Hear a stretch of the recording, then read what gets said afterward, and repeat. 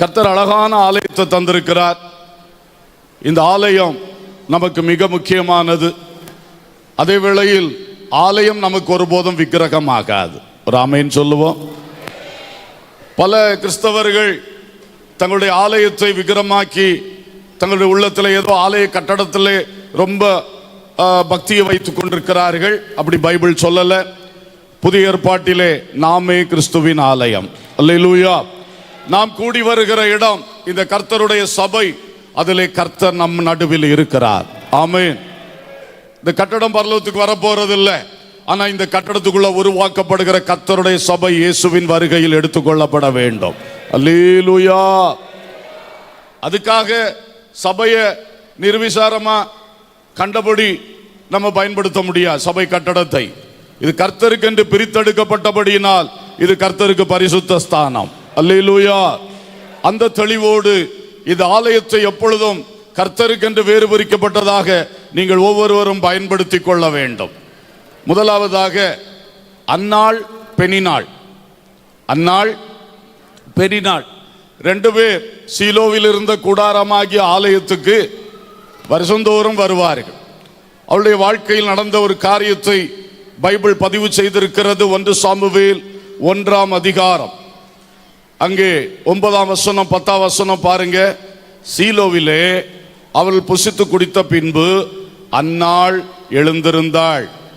ஆசாரியனாகிய ஏலி கர்த்தருடைய ஆலயத்தின் வாசல் நிலையண்டையிலே ஒரு ஆசனத்தின் மேல் உட்கார்ந்திருந்தான்.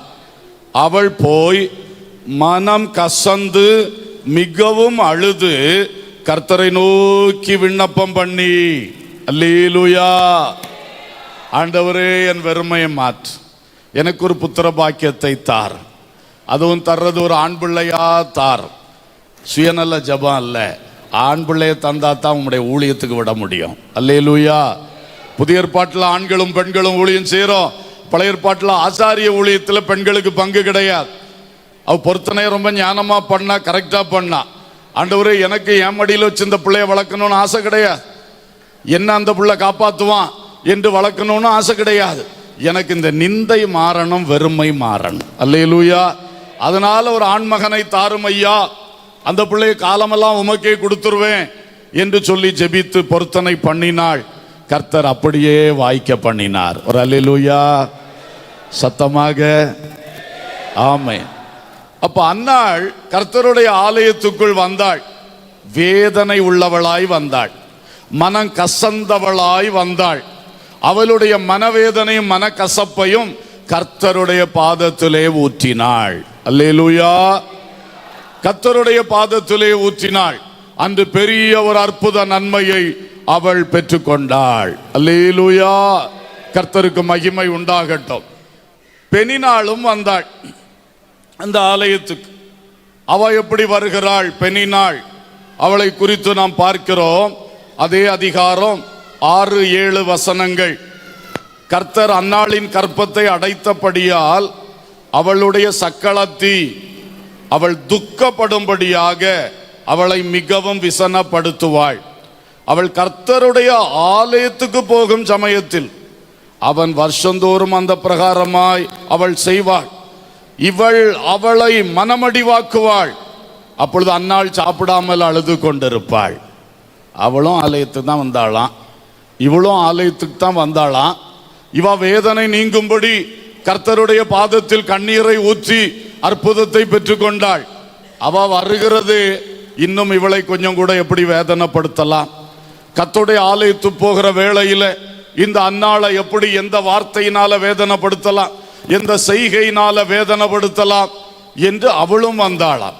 இன்றைக்கு ஆலயத்தில் வருகிற இருவேறு கூட்டங்களை குறித்து பைபிள் நமக்கு படம் பிடித்து காட்டுகிறது. சிலர் வேதனை நீங்கி ஆறுதல் அடைய வருகிறார்கள். சிலர் அறிந்தோ அறியாமலோ பிறரை வேதனைப்படுத்துவதற்காகவே வருகிறார்கள்.